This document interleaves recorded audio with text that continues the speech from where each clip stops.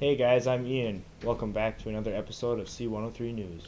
I'm Greg, and today's first segment kicks off with information about the upcoming dodgeball practices and games.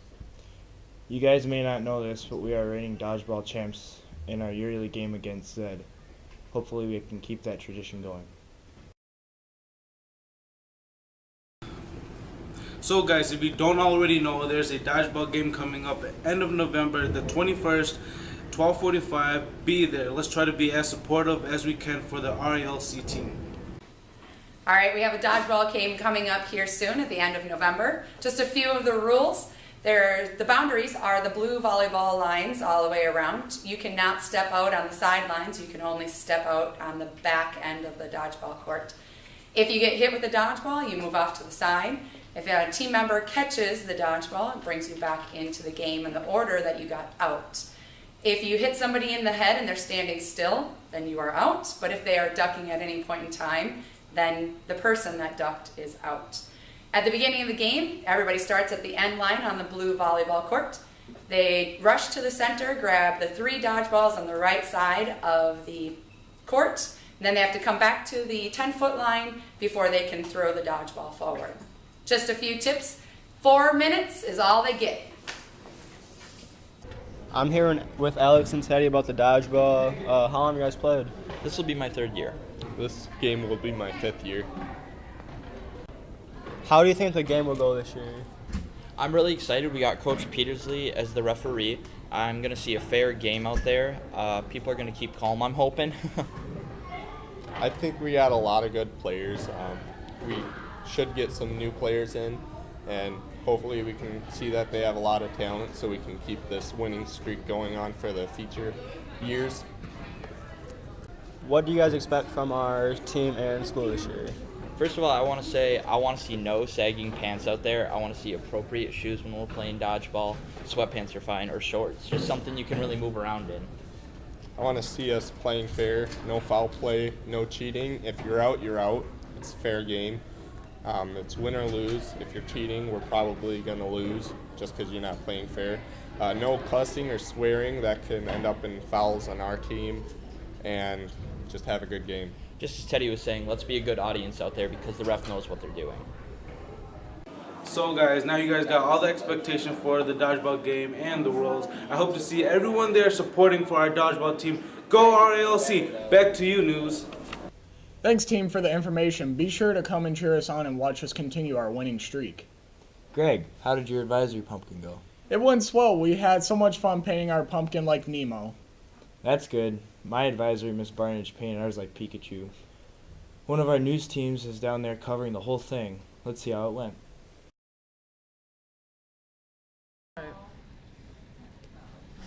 This is Colin with the Rochester ALC News. This is my undead friend, and today we get to figure out who won the pumpkin patch and who is the best painter. Also, we get to talk to one person from the winning class, which I believe will be Crystal. Have a good day, ALC.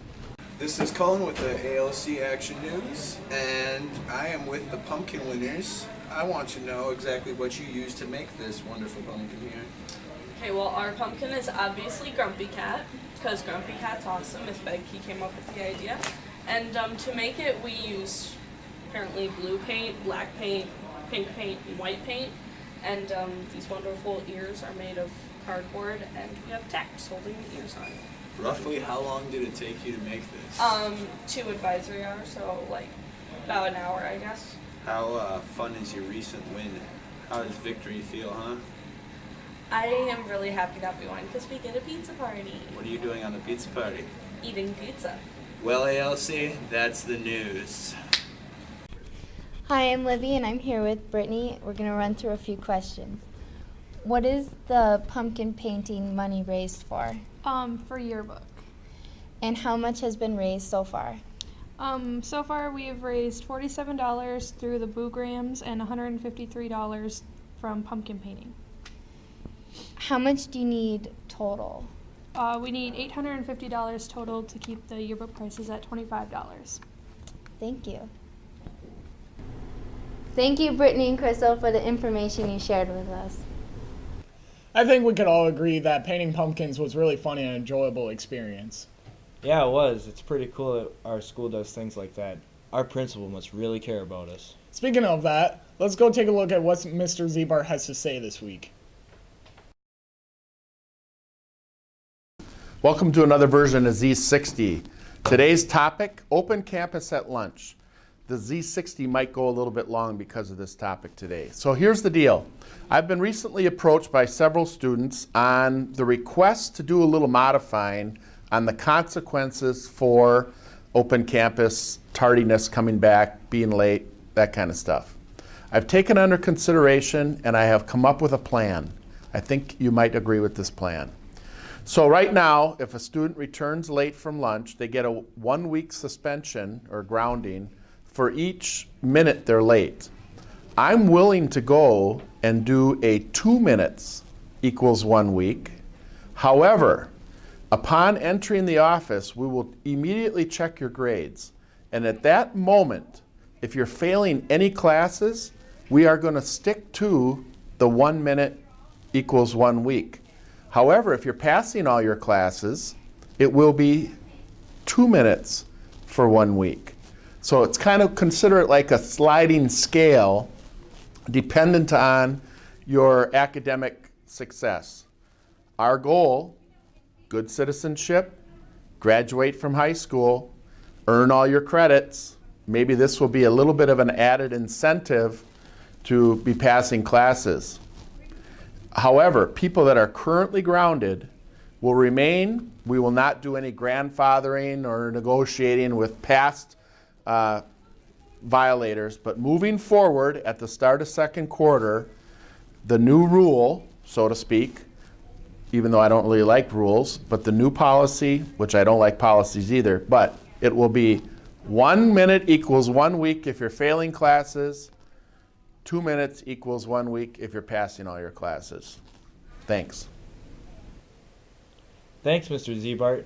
Make sure you're all passing your classes. It's almost the end of the quarter. It's hard to believe that first quarter is already over. One of our teams checked in with some students to see how their quarter turned out. Rumor has it that there's going to be a lot of new students. Let's talk to Mr. Molly and clear out this topic. What to expect, they'll figure that out pretty quick, but really just welcome them, say hi to them, and tell them your name. It's always a good one. All right. And also, how do you think the first quarter went? I think the first quarter, actually for me, went fast, which is, I guess, is good. We've had a lot of changes this year, and kids kind of coming and going more than what we've had in the past few years. So it's been a busy quarter, but it's been a good quarter. I've really enjoyed the new kids that have come here this year, and enjoy the old kids too. They've been okay too. So it's been a good year, going fast. Are you ready for the next quarter? Not really. So it's going to be a long week. Have to put in some extra time this weekend to try to get everybody a schedule come next week. So hopefully everybody will have a place to go. That might be a problem if they don't. So we'll figure it out. All right. Well, thank you. Thank you, bud. So this is Priscilla again, and we're recapping on the quarter. So, how's your quarter gone? It's gone fantastic, Steven. What was so good about it? What was so good about it? Well, besides the fact that you met me. well, yeah. No, I did a lot of my schoolwork really fast, so I'm ready like in the second quarter. Oh yeah, I think you're I way think ahead. it's because it was really easy, and I had to because baby. So, yeah. What are you expecting for next quarter? Expecting for next year? Oh my gosh. Well, obviously you're gonna have this baby. Yes, I'm gonna have this baby, so I'm. Are you still gonna come to school? Yeah. Yes, I am. I'm hoping. You're to hoping catch to juggle everything together. when I miss, yeah. New baby, school, graduating, Yeah. possibly college. This creepy kid. Yeah. Cullen. Yep. What the hell is that? Huh. Well, are you ready for the next quarter? Me? Yeah. Are you ready for that baby? Yeah. Definitely ready. You're gonna pop any day. Baby drop. Yeah. 4 more days. Or less. Or less. Or more.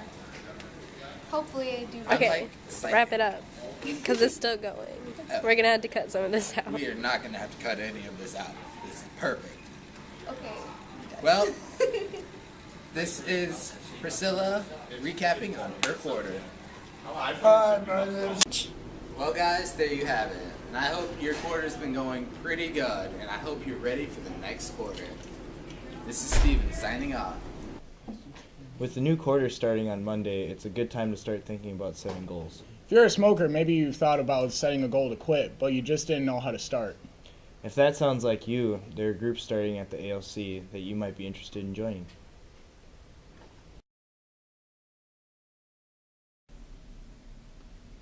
My name is Joan Kochevar. I'm a public health nurse with Olmsted County. I'm here today to explain about an exciting opportunity that we're going to be offering to ALC students starting November 18th. We realize at public health that stopping smoking is a difficult thing to do, especially if you try and do it on your own. So starting November 18th here at the ALC, one of my fellow nurses will be coming to offer a smoking cessation class. The class will meet different hours over the 10-week period so that you'll only be out of each class time for 2 sessions for the whole 10-week period. Snacks will be provided, and this is a program that is approved by the American Lung Association and is proven to be effective in helping people cut down on the amount of cigarettes that they smoke each day, as well as stopping smoking.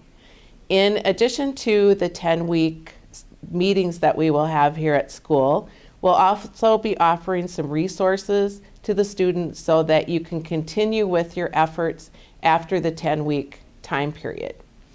We're also excited to be offering this again in February.